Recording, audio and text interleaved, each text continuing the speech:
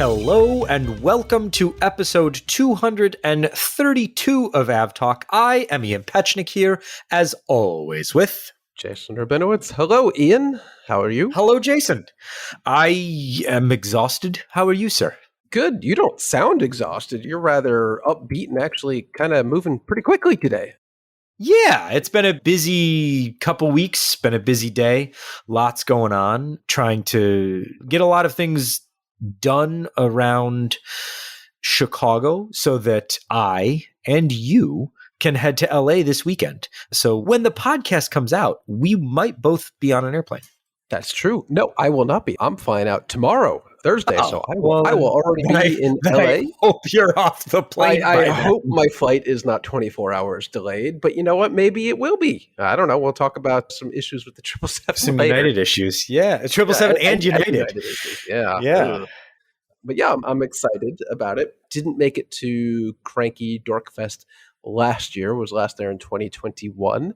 Yeah, looking forward to it. There was a bit of some disappointing news earlier today, and that was wiped out by some care of that. happy news. Yeah, I don't know who made some phone calls or who did what, but in the run-up to Cranky Dorkfest, Cranky Flyer, Brett Snyder put out a little tiny blog post saying, hey, unfortunately, LAX's runway 24 right, which is the runway closest to In-N-Out that basically goes right over our heads, will be closed starting the morning of the Dorkfest, lasting all the way through January. And that would be really disappointing since you'd still see airplanes, but they'd be a bit farther away. But then all of a sudden, a couple hours later, all the NOTAMs disappeared. And apparently the runway closure's delayed by a few days, which lets us squeak in there and see airplanes. It was originally supposed to close last week, then this week, and now we're squeaking in. I don't know. I highly doubt we had anything to do with it, but I'll take it.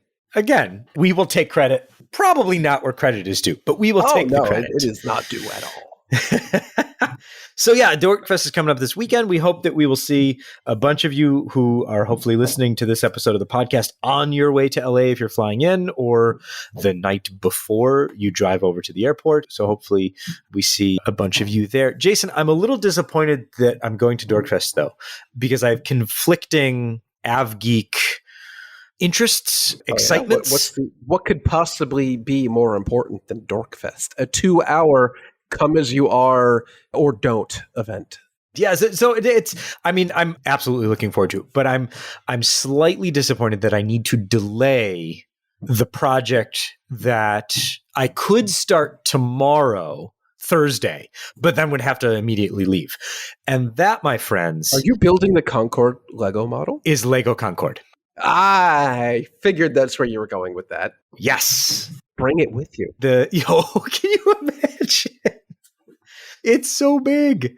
Yeah, so we're going to have, if you don't watch our YouTube channel, but only listen to the podcast, you're missing out because there's a lot of great content over there. So you should check out our YouTube channel, which is flightradar24.com, all spelled out. And in a week or so, there's going to be a fantastic video of the building of the Lego Concorde, as well as some history. As we walk through it, we'll look at some of the cool facts and features of the actual Concorde as we build through the Lego Concorde. So I hope you'll all join me for that one.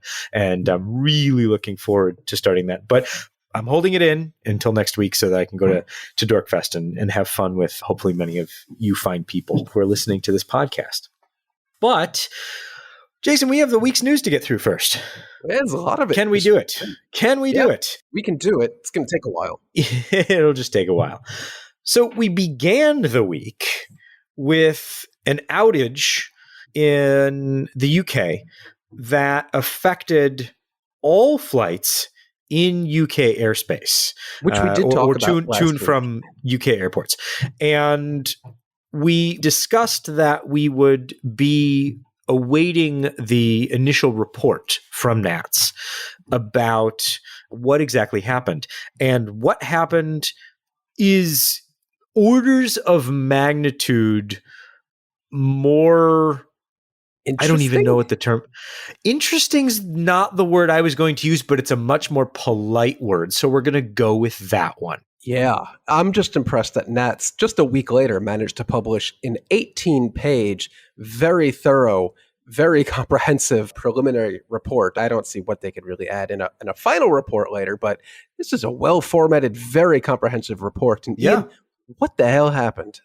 So what happened was, let's take a step back. There are waypoints around the world that are not necessarily physical. Some are physical objects like radio beacons or airports. And then others are just made up 5-letter points with a latitude and a longitude. And they are scattered throughout the world, and they are inputted into flight plans so that the air traffic controllers and the pilots know where a flight is planning on flying. We're going to go from waypoint Charlie to waypoint Goofy to waypoint Wacky to waypoint Cheese. And I'm pretty sure all of those are actual waypoints somewhere in the world. We're going to have to map that out and put that in the show notes, see what that flight path would look like. Yeah, there you go. So what happened was the waypoints are supposed to be unique, much like the ICAO addresses for individual aircraft are supposed to be unique. But there are some duplicate waypoints. And if there are duplicate waypoints, what's supposed to happen is that they are supposed to be geographically separated from each other by a long way so that bad things don't happen. And in this case, a particular flight was operating not even to or from a UK airport, but the two waypoints were part of that flight plan. And they had the same name, and the system just said, nope. Kind of freaked out. These two waypoints, by the way, were 4,000 nautical miles apart. So they weren't even close. And I guess the odds of a flight overflying UK airspace that just happens to route through both of these waypoints is just astronomically unlikely. Obviously hasn't happened before. The system that NATS uses here was in place since 2018, and it hasn't run into such a situation until then. And there's a bit more detail in this. We'll link to the report. Yeah, the full report's very detailed. It gets into a lot of the details on how flight plans are inputted, how the workings between NATS and Eurocontrol and the airline and the end user works, all sorts of fun abbreviations like FIPSRA and ADIX, NAS. I know that one. National Airspace System. That's easy. But it's really interesting that the cascading failure here was that the system kept trying to fail over to the next logical thing, saying, oh, we found an entry point, but we can't find an exit point out of UK airspace. So let's look at the next waypoint. Oh, that doesn't make any sense. So let's do the next thing on basically the flow chart of what do we do in this unexpected situation. And the system got so far down the list of no, none of this makes any sense that it had basically a critical failure, what they called a critical exception, was it? I'm probably getting the term wrong, but no, it is a critical exception, which basically means, I don't have any program for this. I don't know what to do next. I'm going to stop doing everything because I don't know what's going on. And in this case, there are two completely independent redundant systems.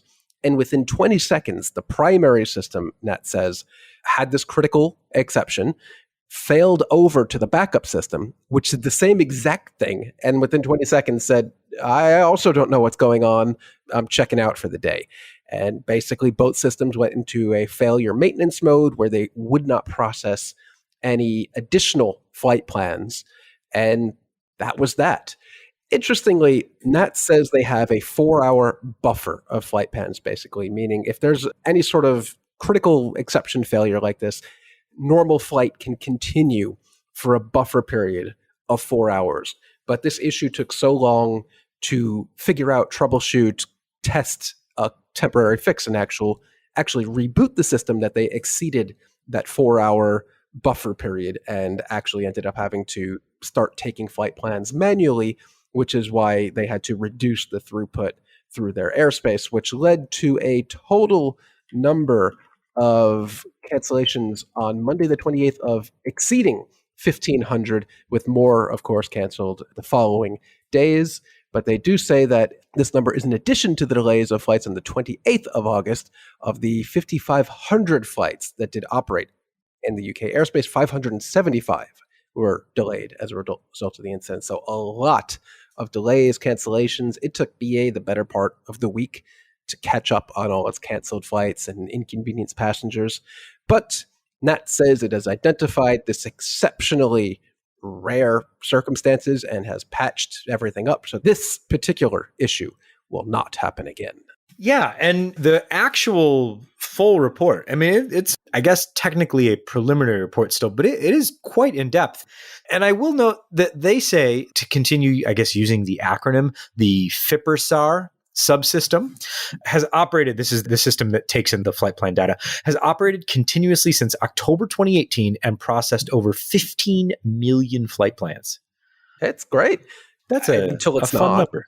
Yeah. Well, I mean, yeah. It's just interesting to see this kind of analysis because usually when we hear things like this, usually the cause is like, oh, power supply failed and our really shoddily built backup failover system didn't work. So the whole thing just shut off. Like how many times have we heard and seen that before? But this is a really thorough investigation to an absurdly rare software glitch. I'm kind of surprised they were able to figure that out so quickly, but good on them for doing that. And hopefully this never happens again. Yeah. I mean, what a, I guess, fun way to learn that this particular thing exists. Not great, but a really interesting report to read, and it shall be listed in the show notes. Moving on, good sir, we go to Niger. Or we don't, but we can overfly it again because it's back open. That's that airspace, news. Yeah, it's great news, especially for long-haul flights that are transiting through Western Africa, Northwestern Africa, I suppose, on their way to Southern Africa from Europe or vice versa. So that takes a long detour away. Still some issues on the ground following coup there, but overflights have indeed resumed. So that's a bit of good news. Jason, do we go leisure carriers in Europe or do we go what happened to United? Where do we want to go next? Let's go with leisure. Let's change it up a little bit. All right. Leisure carriers in Europe for 1,000. Daily double? Wow. It is I'm betting the ranch. We are discovering Discover Airlines this week, which, as Jason will explain momentarily, can you book them yet at all? Kind of. What is Lufthansa doing? Well, that's a difficult question because nobody ever knows what the Lufthansa group is doing strategically. That's a big mystery. But in this specific case, the airline formerly known as Eurowings Discover, which launched in 2021, has for some reason rebranded to Discover Airlines. I don't know why. I will say I like the livery. It is Euro white, but the tail art I think is interesting. I think you agree as well. Yeah, I said it reminds me of 1960s Miami. Yeah, there you go. It's nice. It could be a lot duller, so I'm happy to see that. But I don't know if anyone actually understands why this airline exists. Like, I kind of understood when it was Eurowings Discover. Oh, okay, it's some weird pilot or cabin crew segmented union reason thing to exist. Like we used to see CityJet operate Lufthansa A340-300s. I thought this was the same kind of thing, but in this case, they look like they have their own differentiated brand outside of Eurowings, outside of Lufthansa. But if you go to the Discover Airlines website, you really, really have to dig to find out where they even operate to, because it's a smattering of short haul within Europe and a few North American and I think even African destinations on A330s. But you can't really, I mean, you can book Discover Airlines, but you just have to happen to find it because its own website just redirects you back to the Lufthansa booking site. And if one of your routes that you're searching for on the day you happen to be searching for lines up with a Discover Airlines departure, good for you. You end up on Discover Airlines instead of Eurowings or instead of mainline Lufthansa. The whole thing is just a little weird. If they're really going all in on this independent brand of Discover Airlines, I would have expected an independent booking flow where you can actually search for flights operated by that airline. So I just don't really know what they're getting at. It kind of reminds me of a less insulting version of June, the Air France thing from years ago. Less insulting version of It's less June. insulting in that they're not lying to you about what they are. They're not claiming to be a rooftop bar or some other stupid analogy. It's an airline. They know it's an airline. They have their own brand, so it's not insulting me. But it's very similar in that you don't really go out of your way to book Discover Airlines. You search for a route and a date, and if they happen to be operating, you end up on them. So it's similar, but thankfully different. My understanding, and correct me if I'm wrong, Jason, or listeners, podcast at fr24.com. My understanding was that when Eurowings Discover was founded, it was to be the long haul component of Eurowings, because Eurowings was the low cost. I want to go from Munich to Palma or Munich to Sardinia or whatever, Frankfurt to Canaria or whatever, the traditional leisure destinations. And then Eurowings Discover would be, you would go out and discover the world. You would go to Windhoek, or you would go down, or go to Miami or LA or whatever, but on a low cost airline. But now they the first Discover Airlines aircraft is an A320neo. Yes, and it's flying to some interesting places, I guess, that you can discover. But then they also fly to Philadelphia, which is not exactly a place that I think many people go to discover. That's probably a business-centric route, if I had to guess. I don't know of many Europeans that say, I want to go to Philadelphia and take a nonstop flight there.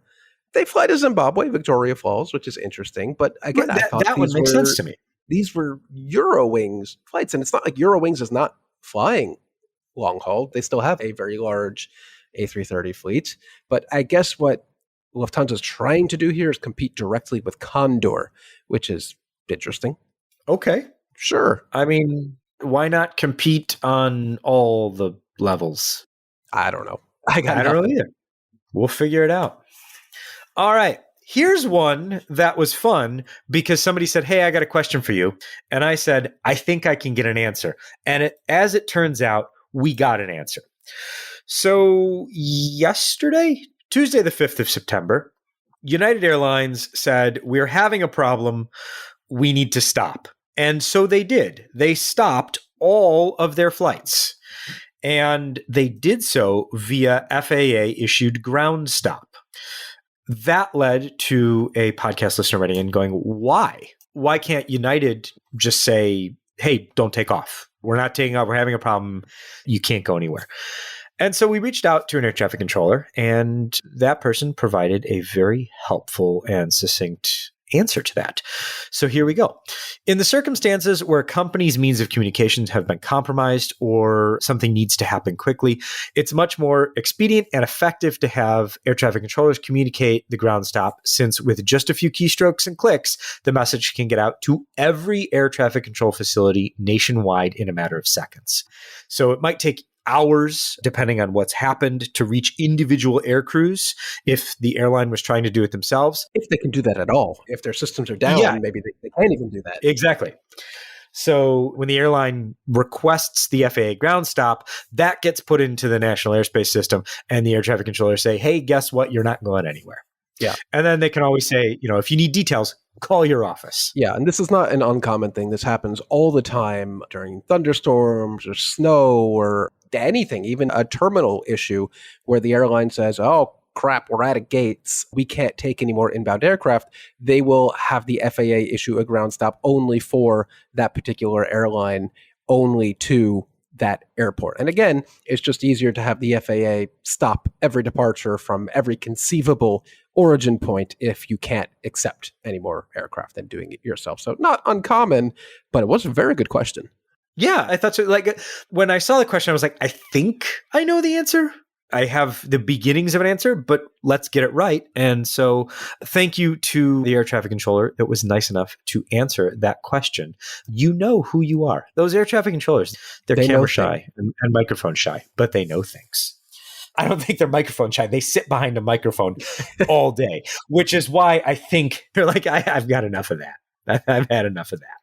Let's head much further south than we've been today, all the way to Australia, and talk about my good friend and yours, Jason, Alan Joyce, who is now the ex-CEO of Qantas Group because he retired a few months early.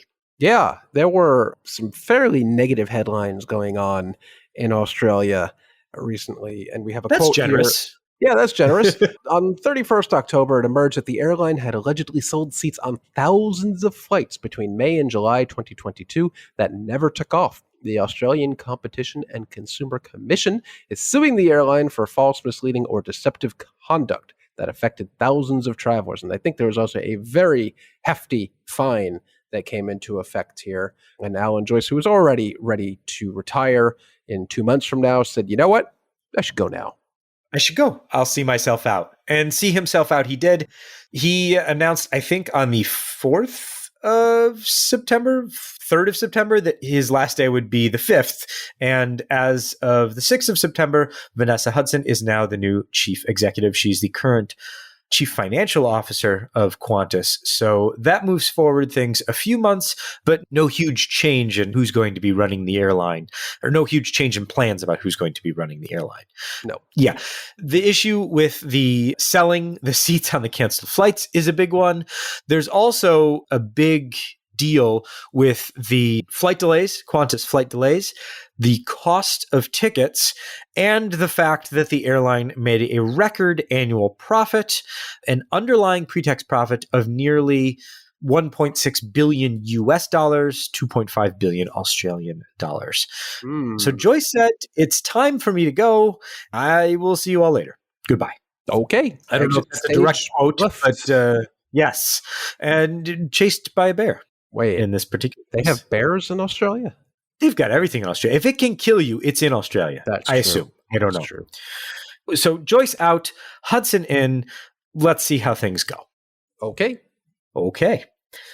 Turkish Airlines, which was supposed to order 9 trillion new aircraft all in one fell swoop, maybe during the Paris Air Show, has said, no, we're just going to buy a dozen or so aircraft every month for the next 50 years, it sounds like. Yeah, interesting. Just last month, Turkish ordered 4 Airbus A350-900s, and it said, you know what? No, we're not done. We miscalculated. We want 10 more. Now bringing up their total number for that aircraft type to 40. Okay. That's a lot of aircraft. That's a lot, but not nearly as many as everyone thought they would order. But maybe next month they'll order another 40, and they just keep doing that every month until they get to 1 billion. I mean, just keep it going. It's like the question of, would you want me to give you $1 million, or do you want me to give you a penny and I'll double it every day? And it sounds like Turkish is taking the penny and doubling it every day. Okay, it's one way to do it. If anybody ever asks you that, you want the penny. Yes. You want the penny and you want it to double. That's the answer to that question. If you're listening and we're thinking, I don't know, it's the penny. Trust me. Well, only if you plan Compound to live interest a long time, would be a friend, right? It does not take long. It does not take long. We'll have to do the math. Jason, you can do the math on your flight tomorrow, and you can tell everyone at Dorkfest. That flight's not nearly long enough for that kind of math. Then you're doing it wrong. Let's go to Russia now, where, AirCap got a settlement from Aeroflot? What is happening? Part of a settlement from part of the aircraft that were illegally seized and taken by Russia. In this case, AerCap actually received a payment of $645 million from a Russian insurer in full settlement for 17 aircraft and 5 spare engines. So that seems to just be kind of scratching the surface of the amount of aircraft that were taken by Russian airlines. In this case, it's strictly the Aeroflot group, meaning Aeroflot and its subsidiaries, of which there are a couple, I think. So just 17 aircraft, which scratches the surface of the probably tens of billions of dollars owed for hundreds of aircraft that are still out there in Russia. But I am rather surprised that anyone, be it AerCap or GE or anyone, was able to get any sort of settlement.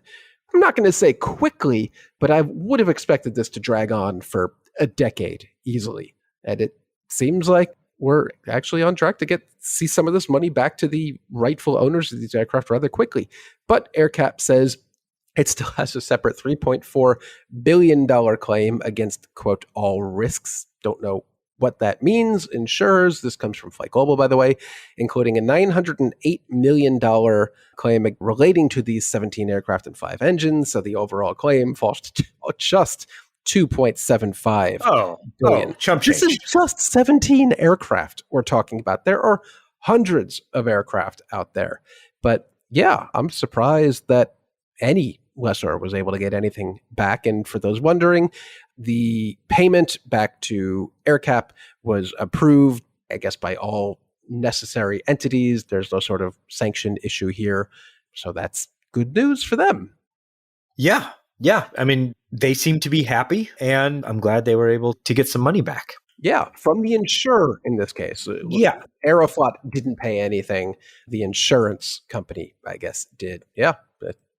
I'm happy. I guess they're happy to get it from anyone. I mean, take what you can get at this point. This one, I'm not sure if we talked about it when it happened. I don't think so, but I don't think we did. I don't remember it. There's a final report out now on a Nordwind A321 that this story also from Flight Global, doing some great Russia reporting this week that we're happy to share on. Nordwind A321, which executed a go-around with over 100 system failures after a hard landing.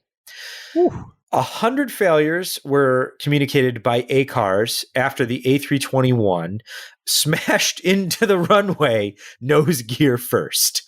The aircraft pitched down just before landing, struck nose gear first, hard enough that 2 of the inertial reference systems and 1 of the flight augmentation computers failed immediately. That led to a loss of heading, pitch, roll, and speed information on the captain's side. The damage was so severe that all of the remaining data was out of alignment because the aircraft struck so hard. And then kind of like with the NATS failure, the last remaining computer looked at the data coming to it, said, no, none of this looks right. Then it just shut off. It just stopped processing data. What was coming to it, it determined was unreliable, rightfully so. So the A321 reverted back down to direct law. There were hydraulic failures. They were using visual guidance and standby instruments. They decided to make a low pass at the airport. They tried to do that. Then one of the hydraulic systems lost complete pressure. They were having smoke warnings, but because of the loss of the hydraulic pressure, the smoke warnings went away because all of the smoke causing hydraulic fluid left the aircraft. They couldn't select full flaps. They could do slats. They confirmed that the landing gears were extended. They tried another approach. There were more problems. This is just like one thing after another.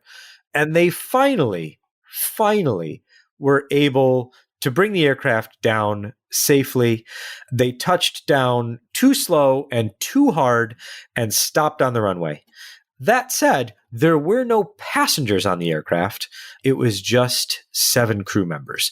So this would be, I think, a much, much bigger story had there been passengers on the aircraft, which is why I don't think we heard about it or talked about it when it initially happened. Yeah, and I don't know if you mentioned, but this actually happened way back January 10th, 2020. So yes. More than a while now at this point, and this report's coming out, which is good. But wait, Ian, there's more. Also, it gets better. Flight Global. Wow, these guys are crushing the Russian aviation news. Although there were no passengers or cargo on this flight, obviously they conducted a thorough investigation. But an interesting twist, and I'm going to quote here, Russian investigators have not been able to determine whether a deliberate attempt was made to erase the cockpit voice recorder of a Nordwind Airbus A321 after a hard landing by fitting it into a different aircraft. So this is very interesting. The recorder was in this aircraft, which, by the way, was VQ BRS. I'd be very interested, Ian, to see if this aircraft is still flying or what its status is. But basically what it goes on to say that the approach was unstable, blah, blah, blah. There were all sorts of failures. Russia's Interstate Aviation Committee says both the flight data recorder and cockpit voice recorder were in place when the Inquiry Commission inspected the A321. But when the cockpit voice recorder was initially read, the data retrieved indicated that the erase button for the recorder had been pressed in the cockpit. Ooh. They say that over 2 hours and 4 minutes of information was obtained from the recorder, but after decoding, the trace of the flight in question was found to be absent. Instead, there was a recording of a different flight involving another Nordwind A321, VPBHN, operating the opposite route on January 11th, the day after the accident. Very, very interesting. They say the inquiry found that both the cockpit voice recorder and data recorders were repeatedly removed between the accident aircraft, the warehouse of maintenance, and the second A321, where both jets were parked down in Turkey. And I guess it's not uncommon or not out of the ordinary that a piece of equipment like a cockpit voice recorder or data recorder would be swapped between aircraft, though the timing here is oddly suspicious. But they unfortunately were not able to determine whether or not it was erased on purpose in some sort of effort to defeat the investigation. But sure seems like they tried to figure that out in Russia. Huh. Yeah. Interesting. I'm now looking at photos from a Turkish aviation news site, Airport Haber, and they have photos of the landing gear in the cabin. That's top of the landing gear is in the cabin. So I think it's safe to assume that aircraft is not flying anymore. It's not. It was damaged beyond repair. It was broken up at the incident location in Turkey in October 2021, according to planespotters.net. So no, it's not flying. There you go. I have not seen that picture. Please share it with me when we're done. I will both share it with you and we'll link to this in the I see it now. In the show notes. There it is. That's not supposed to be there. No, check the show notes for that one. Wow. Oh my goodness. Yeah, that landing gear's in the wrong spot. Yeah, it sure is. Speaking of things on the wrong spot, this was an interesting one because on the face of it, it looked really bad. But then when you dig into it, you're like, all right, I wouldn't have done that. That's not the choice I would have made, but it seems like the weather was okay. I'm referring to Ethiopian Airlines going full Leroy Jenkins into a super typhoon landing in Hong Kong, flying into the middle of the super typhoon hours after everyone else had been like, now we're done, and left Hong Kong to fly another day. Ethiopian came in and said, weather looks fine. We can make it. And they did. And they did. They didn't even have a go around. And this is not the part of the story that's especially noteworthy because, okay, if the weather is within limits of this aircraft and the crew feels like they're up to it, sure, nothing wrong with that. Where the story gets more interesting, Ian, go on. You know what, Jason? I don't really know how the story gets more interesting than this because I already said Leroy Jenkins. Where are you going with this, This isn't the interesting part. The interesting part is the little bit of a scandal where getting in is one thing, but getting back out is the more, I would say, challenging thing and something they should not have attempted. So they flew into Hong Kong in the middle of the super typhoon, which, I mean, I get the passengers can get into Hong Kong and wait out the rush of the storm before moving on. But what they did not do and what they needed to do and what they should have done was canceled or at least delayed significantly the return flight out of Hong Kong. They did not do that. There are many news reports that say passengers tried calling or emailing or whatever to try to switch flights, and they said, nope, flight's going. You cannot change your flight.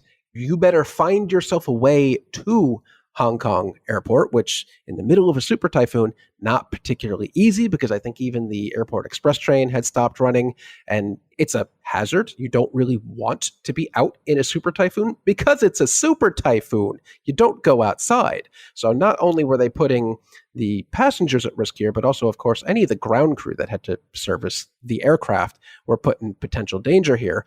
But it really, to rub salt in the wound here, passengers were only informed at 10:08 and 10:15, either by email or by airport monitors, that the 10:40 p.m. flight was canceled. So all these poor passengers had to schlep all the way out to an airport in the middle of a super typhoon, only to be told less than an hour before departure that their flight was actually canceled. Just not great. And why I bring this story up is because Ethiopian, in my eyes, and I think many others, and probably in every passenger's eyes, they screwed up. They should have offered flexibility or delayed the return flight, but they really doubled down on their response on Facebook, saying that the typhoon was far away by the time they landed. That is not true. Quote, far away. Far away. We have radar and things that can prove where the aircraft was when it landed and where the storm was, and it was very much there. And of course, remember, it's a super typhoon, so that means it could get demonstrably worse in a very short amount of time, which I think it did, and that's why the return flight was canceled. But they say they really double down and say the report that some media, which stated the flight landed at Hong Kong in the middle of a super typhoon, is absolutely incorrect. Well, of course it's correct. That's a fact. That is what happened. And yes, the flight was in acceptable limits, but then the weather deteriorated and the return flight was, quote, closed for operations. And then the flight was postponed by 24 hours, which is what should have happened in the first place. So instead of just apologizing and saying, oh, you know what, we'll learn from this. We probably shouldn't have tried to operate this flight in the conditions. We're sorry. We're going to give each passenger 2,000 Sheba miles or whatever. I think that's what Ethiopian uses. No, they doubled down, called everyone else stupid, said everyone else is wrong, we're right. The situation was just against us. No, you did the wrong thing. Just admit it. Really makes me wary of booking an Ethiopian flight if they were so inflexible that they wouldn't rebook passengers in the middle of a, super typhoon where the entire city was closed except for Ethiopian. End of rant. Yeah, we'll leave it at that. We're going to China. Actually, we're going to the desert Southwest in the United States because a half-year financial report from China Southern Airlines confirms that they are done with the A380. We already knew this because they had already parked the planes in California, but now it's officially official because it's in a financial report. The final 2 of 6 A380s operated by China Southern Airlines, the only A380 operator to continuously operate their A380s throughout the pandemic. They never stopped flying them. They are now, I think, the 3rd A380 operator to say we are done for good. It's officially official and no more. So B-6139 and B-6140 are parked in Mojave. Both arrived on the 21st of December 2022, but now it's financially official, which I guess makes it officially official.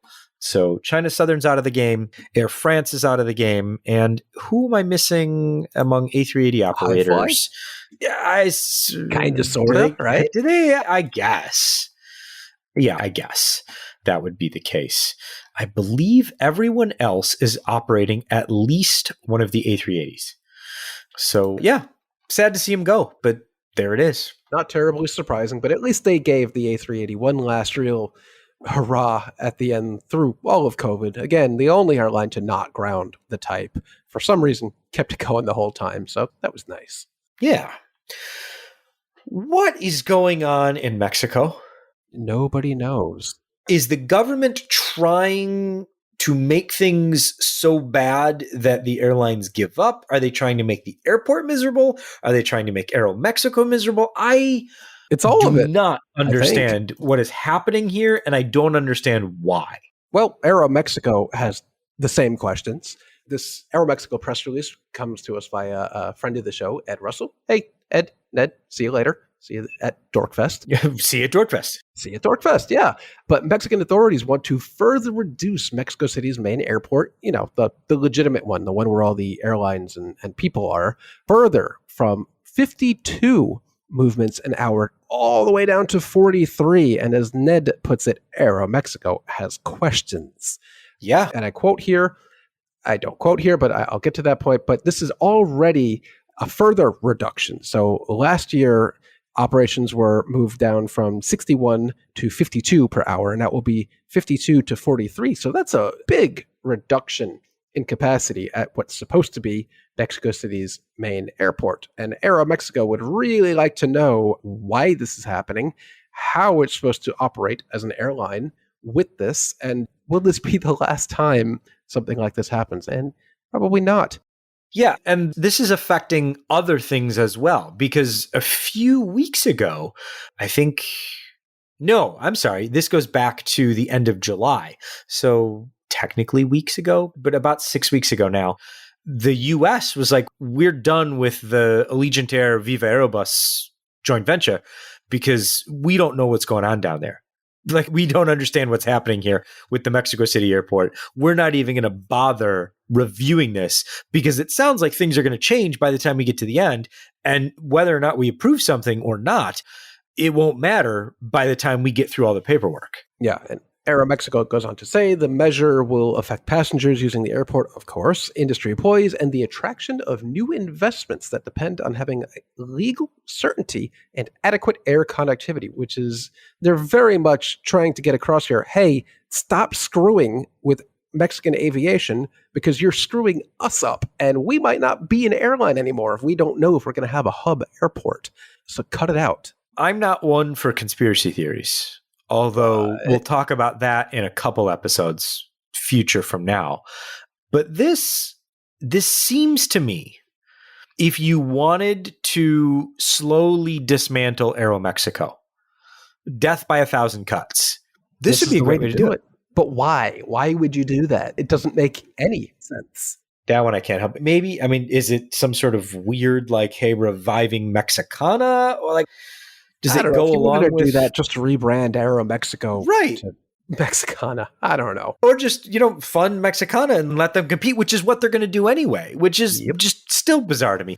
None of this makes any sense. So I think what this brings us to is that we're going to have to talk to somebody who knows what they're talking about as far as the holistic picture of aviation in Mexico and figure out what in the world is going on.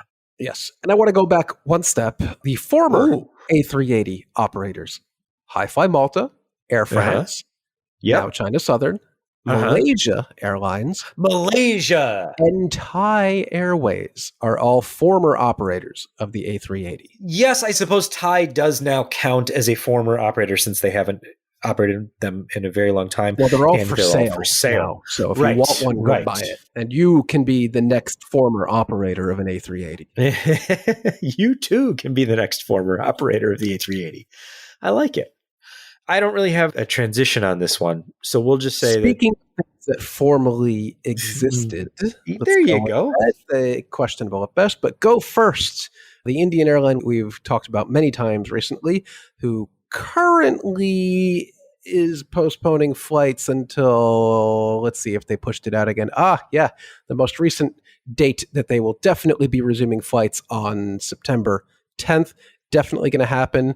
Going to be a lot more difficult now that IATA has yanked its airline code. The G8 code that used to be, operated by or used by Go First has been withdrawn, recalled by IATA.